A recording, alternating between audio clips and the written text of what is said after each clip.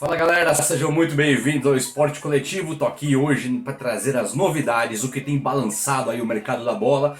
Vou falar muito aqui hoje sobre o São Paulo e o desmanche eminente que tem aí. Vou falar sobre a possibilidade do Bruno Henrique ir embora do Flamengo lá para o Emirados Árabes, algum país ali do Oriente Médio, talvez a Turquia, mas muito provavelmente uma proposta de um sheik milionário. Vamos falar também sobre o Rogério Ceni, que está ali balançando no cargo. Aqui a gente fala muito do Rogério Ceni, mas é porque o canal, o momento pede isso. O Rogério Ceni era o técnico principal do país, agora está balançado, falaremos sobre isso. Quero falar também sobre o Vina. Quem que tem interesse no Vina, nos bastidores aí, pouca gente confirma, mas há interesse no futebol do Vina, Vinícius Góes do Ceará também, e o Ceará quer renovar, eu vou falar o valor da multa, beleza? Antes de mais nada, meus amigos, eu queria que vocês, foi um pedido aqui, o canal tá crescendo, começou agora e vocês já estão dando uma moral, se inscreve no canal, mas se inscreve mesmo. E deixa um like no vídeo, já deixa agora. E se você não gostou do vídeo no final, você pode tirar seu like, mas deixa agora que você me dá essa moral aí, eu vou ficar muito feliz, hein? Conte com o Esporte Coletivo, estamos aqui pra vocês, pra fazer esse trampo. Comente comigo esse vídeo que eu vou bater papo com todos vocês e esse projeto aqui vai longe. E muito deve a vocês que estão se inscrevendo e assistindo. Fechou? Temos um acordo? Vamos começar o vídeo então.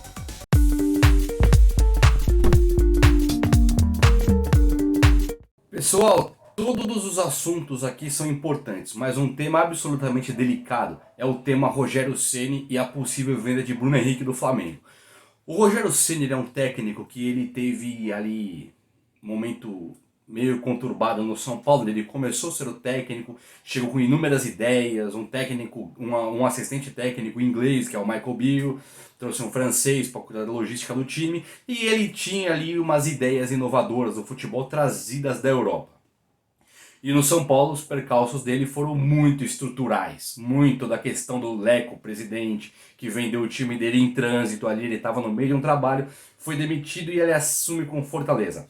No Fortaleza ele consegue acertar o time de maneira a chamar a atenção de todos os times grandes do Brasil. Todo mundo dizia que o trabalho era muito bem feito. Ele vai para o Cruzeiro de uma maneira até precoce, prematura, desesperada para conseguir ter sucesso num time grande, um time de ponta maior do que o Fortaleza, com todo respeito ao Leão, mas o Cruzeiro é maior, o Cruzeiro ele tinha um momento ali que se o Rogério Ceni consegue contornar a situação, ele vira um grande ídolo do Cruzeiro, talvez não ídolo, mas um herói do Cruzeiro. Só que chegou lá, tinha jogadores com panelinha, uma coisa horrorosa, assim, horrenda, que tinha se instaurado ali no Cruzeiro, tanto que o saldo do Cruzeiro é não subir, cair para a segunda divisão e não subir no ano seguinte, fazendo uma Série B com times muito menores em termos de estrutura, de elenco, de dinheiro, tudo. Rogério Ceni volta para o Fortaleza e protagoniza um trabalho melhor do que o primeiro trabalho dele no Fortaleza mesmo, sendo considerado por muitos o melhor técnico do Brasil. Porque o Fortaleza dependia do Rogério Ceni e quando ele estava lá era certeza de sucesso, era certeza de futebol competitivo contra os times grandes e etc. Aí ele vai para o Flamengo, e no Flamengo ele começa a sua trajetória com uma eliminação, já para o São Paulo Futebol Clube, e depois ele tem uma eliminação na Libertadores e ele começa a ser contestado, e hoje no Flamengo ele vive dias de extrema pressão. Tendo que o Braz, o diretor de futebol, falar que está fechado com o Ceni, porque a torcida já queria ele fora e a imprensa pressiona todo o santo dia. O Rogério Ceni, de qualquer maneira, é verdade que ele tem 2 meses no cargo, 2 meses, não passa disso. E ele conta com um time que jogadores craques, como Everton Ribeiro, Arrascaeta, Bruno Henrique, Gabigol, estão irreconhecíveis. Gabigol com uma sequência de contusões, Pedro com contusões, Arrascaeta e Bruno Henrique de uma maneira inexplicável, e uma coisa tem que ser dita. Com Jorge Jesus, o que fizeram em 2019 não estavam fazendo mais em 2020. O futebol do Flamengo já era outro em 2020 com o Jorge Jesus. Jorge Jesus vai embora para o Benfica, chega o Domenech Torrent, que não consegue fazer o trabalho. Jogadores irreconhecíveis, uma zaga parecendo que nunca jogou bola na vida, né? E aí o Rogério Ceni assume e esses jogadores continuam nessa mesma toada, irreconhecíveis, apesar de que alguns já parece que esboçam uma melhora, que é o Arrascaeta e um pouquinho do Bruno Henrique. Gerson jogando muito bem. Então o Rogério Ceni, ele pode receber essa culpa toda, mas eu não acredito que ele seja tão culpado assim. E o Bruno Henrique, né, teria tido uma proposta lá que vem do Oriente Médio, e essas propostas, quando vêm de times dos sheiks lá, são propostas milionárias. Então o Bruno Henrique, com a idade que tem, que já não é nenhum menino de 20 anos, ele perde um pouco do mercado europeu. Mas do Oriente Médio, do próprio Oriente, ali na Ásia, com a China e o Japão, né, não vou nem falar em Estados Unidos por enquanto, mas também é um dos destinos. Eu acho que se a Turquia, Emirados Árabes, ali, algum desses países do Oriente Médio chega forte com a proposta, ele pode não pagar a multa, mas a proposta que vai ser feita pelo Bruno Henrique, ele pode ser que saia. E o Flamengo, ele pode vender o Bruno Henrique, que é um grande jogador, grandíssimo jogador, mas o Flamengo, ele também existe vida, né? Administração de futebol. E lá eles têm o Michael, que ainda pode dar certo no Flamengo, foi um craque no Goiás, pode dar certo no Flamengo, e tem o Vitinho, que é um jogador que a torcida não gosta muito, mas ele pode ser um bom reserva para o Michael se o Michael se encontrar no Flamengo. E o Flamengo, acho que não perde muito, não. Perde, porque o Bruno Henrique é muito bom, mas o torcedor flamenguista vai discordar de mim, certamente, mas flamenguista, confia. O Michael pode jogar bola ainda. Olha o Rony no Palmeiras, começa a brilhar. Olha o Brennan no São Paulo, começa a brilhar. Tem jogadores que você não espera mais nada, e do nada eles viram peças fundamentais e importantes para o time. Pode acreditar. Galera, vamos falar agora sobre Vinícius Góes, o Vina, do Ceará. Um meio atacante ali pretendido por muitos clubes. Ele tem uma multa de 1 milhão de euros. Desculpa, aí ele gira na casa de 7 milhões de reais. A multa não é nada significativo demais assim para um time grande.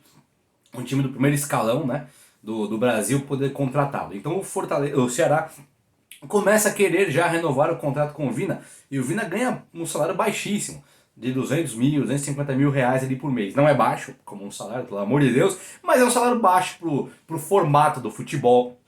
Se você comparar ele com o Daniel Alves, por exemplo, ou com o Arrascaeta, ou com o Diego Ribas, do banco do Flamengo, ou com um monte de jogador, Lucas Lima, do Palmeiras, você compara com alguns jogadores que estão na reserva, ele não ganha nada e produz muito perto desses caras, né? Então acho que é uma boa.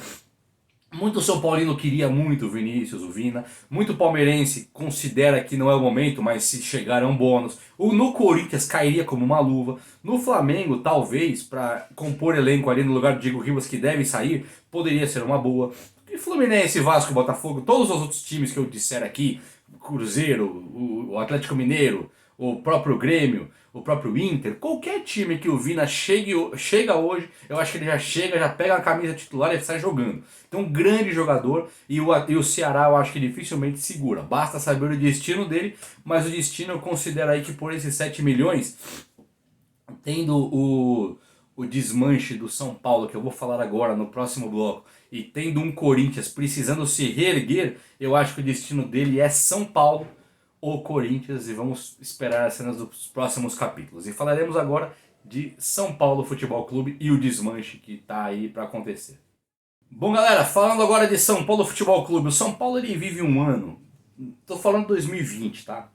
Barra 2021, nós estamos em janeiro. Mas em 2020 foi um ano absolutamente conturbado para o São Paulo. O São Paulo ele foi o único time que manteve o técnico, né, de primeira divisão ali dos grandes, dos que brigam o título, foi o único que manteve o técnico. Teve o Grêmio também e tal, mas o Palmeiras, Corinthians, o Santos, o Fluminense, o Vasco, o Botafogo, o Flamengo, o Inter, o Atlético Mineiro, todos trocaram o técnico 2020 ali. O São Paulo foi um dos que manteve, tirando o São Paulo, o Grêmio, mas o Grêmio tem lá o seu ídolo, o Renato Gaúcho, nem conto nesse rodízio de técnicos mais. Só que o São Paulo manteve o técnico Fernando Diniz e ele entrou numa situação de eliminações sequenciais, eliminações vexatórias, um trabalho que da noite para o dia era questionado, ele passa a ser o grande inovador do futebol brasileiro, o cara que pensa futebol, o cara que trouxe a metodologia de Guardiola, trouxe da Europa do pensamento mais moderno possível, e aí ele consegue revezar o elenco, trocar o elenco que deveria ser o titular dele, que era Pablo, Vitor Bueno, Pato, Hernanes, Tietê. Ele tira todos esses caras do time, inclusive os dois zagueiros, Bruno Alves e Arboleda, que eram os titulares principais, e o Juan Fran, que também era titular, para pôr Igor Vinícius, Diego Costa, Léo Pelé. Ele coloca no meio campo ali o Luan, Ele coloca na meia Gabriel Sara e Igor Gomes, que eram dois moleques da base, com o Luan 3. Tira Pablo e põe Brenner, que é o quarto moleque da base. E o Luciano no ataque chega para o São Paulo. Então saem todos esses que eu falei que eram os medalhões, os caras contratados ali para jogar pelo São Paulo. Juan Fran acaba voltando pro time também, mas perdeu a posição pro Igor Vinícius naquela revolução que o Diniz fez contra o Sport Recife, naquele jogo da pós-eliminação do Lanús. E o São Paulo, ele... pós-eliminação do Lanús ou pós-eliminação da Libertadores, me perdoa. O São Paulo, ele deixa de contar com alguns nomes como sendo seus principais apoiadores, principais peças, como é o caso do Hernanes, do Pato e do Pablo. E aí Tietê e Vitor Bueno ainda conseguem entrar na reserva, mas nomes como Di Rojas, que era um cara que jogou com a Aguirre, ponta direita, excelente para o São Paulo, que o São Paulo adora, teve contusões sequenciais, uma demora extrema para se recuperar, o Rojas ele passa a ser uma peça que o São Paulo pode descartar. Com o Diniz, que não usa pontas, Diniz não usa jogadores de ponta, ele joga com Brenner e Luciano, que jogam como centroavante, segundo atacante, e Gabriel Sara e Igor Gomes, que são dois meias. Eles não são jogadores de ponta, nem se confunde com jogadores de ponta. O Luciano é um segundo atacante, o Brenner é centroavante, meias. Então, Rojas, que brilhou muito no São Paulo com o Diego Aguirre, teve uma sequência de contusões, ele já está descartado do time de São Paulo. Assim como o Elinho foi emprestado, o Paulinho Boia não deslancha, Toró não deslancha. O São Paulo conta muito pouco com pontas. Basta saber se o Diniz ficará no São Paulo em 2021. Porém, o São Paulo precisa enxugar sua folha salarial. Então Juan Fran, que é um jogador já veterano, que ganha na casa ali dos 450 mil, já estaria sendo descartado pelo time de São Paulo, não vai renovar. Gonzalo Carneiro é um dos caras que também não renova com o São Paulo, apesar do Diniz ter usado ele agora, nesse momento, e alguns São Paulinos acharem que ele é melhor do que o Pablo, melhor do que o Trellis. Ele também não está se destacando muito e periga ir embora do São Paulo, deve ir embora. E também Trellis não renova mais, Hernanes muito difícil vai renovar. Tem nomes assim como o Rojas, Rojas, Hernanes, Gonzalo Carneiro e Trellis, esses nomes aí o São Paulo dificilmente renova, então esse desmanche já está à vista. E para continuar com o desmanche, o técnico o presidente Júlio Casares, ele deixou claro numa coletiva dele que ele precisa vender da base 137 milhões de reais. Então não se espante, torcedor São Paulino, se 2 ou 3 meninos aí, Gabriel Sara, Igor Gomes e Brenner e Luan, 3 desses 4 que eu falei, forem vendidos, não se espante, porque isso pode muito acontecer. Beleza? Gente, o vídeo de hoje foi esse. Eu volto com novidades aqui no canal para vocês muito em breve. Acompanhem o Esporte Coletivo, fique conosco, beleza? Abraço, até a próxima. Valeu!